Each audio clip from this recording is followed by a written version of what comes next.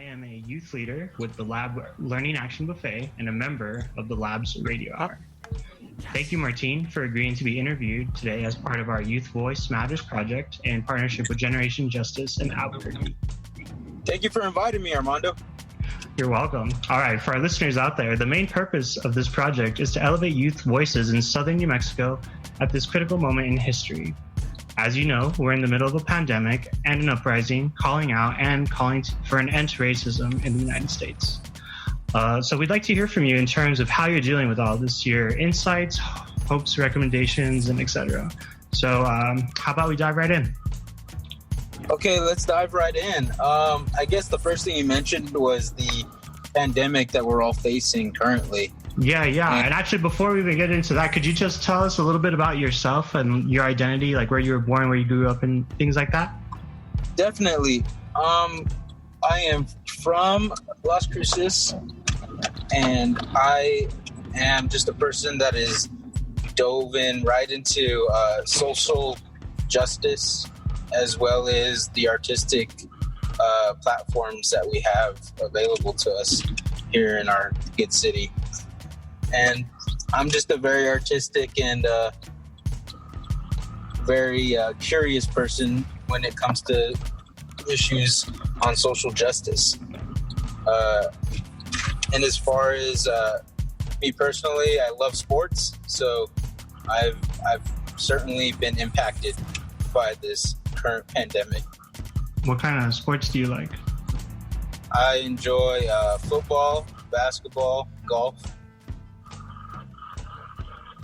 and many others, but yeah. Yeah, and could you, and where could you tell us like where you grew up here in Las Cruces? Is that correct? Yes, sir. Okay, cool, nice. And what are some of your other interests and hobbies, and other than sports? Well, I am an appreciator of music, and more specifically hip hop, as well as I enjoy looking at art, doing art, even though I'm not that skilled in that area when it comes to drawing or painting. And I'm also a big movie buff. It's kind of crazy seeing some of the movies that predicted, the current state of our country, and it kind of play out in real time. Yeah, I hear that.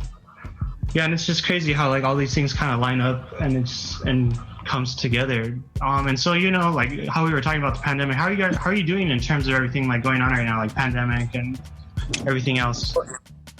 Well, I'm trying to be as safe as possible, wear my mask, and just be conscious of the people that are around me. I am definitely a little bit more jumpy when I hear a cough or a sneeze around me, but I'm doing well.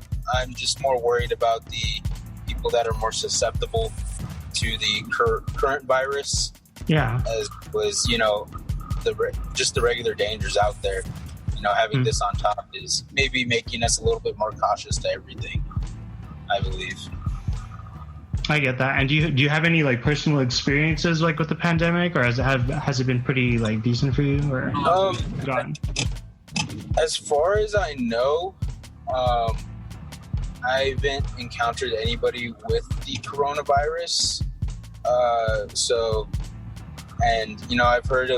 I've heard through the grapevine, people's parents that have gotten it and stuff like that, that they don't live with anymore. But I've just heard, through the grapevine of people that are affected by it. But, the symptoms aren't too bad in those people's situations. So it hasn't been as scary as the other stories that you've heard where families have pretty much died together. Yeah, no. Sad. Well, we're glad to hear that you are safe and haven't been too exposed to the virus. So, Martine, what are your hopes for the future? My hopes for the future is that we're able to provide adequate care and provide the adequate support to the communities that are most affected by COVID, whether it be the businesses that have been shut down, due to COVID or had to be shut down due to the riots. And I just hope that we provide the adequate care as a community to the people who need it most, and we're able to be there for the people that are having trouble recovering, whether it be financially or health-wise. Yeah. And what recommendations do you have for the people making the decisions that affect others and yourself?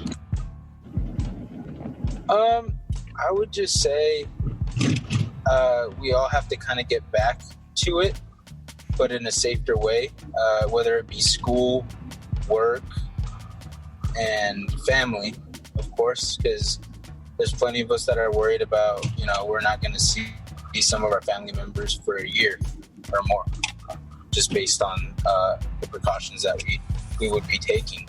And maybe provide safer communal ways for us to congregate, whether it be, virtually or just, maybe, the drive-ins has been a huge success by my standards at Telshore 12. So maybe some more things like that are community involving, but yet still safe and practical, so we can save and collect and fundraise money to help these communities that have been truly impacted by both the protests and COVID-19. Cool. And what recommendations do you have for other young adults in our community, like yourself?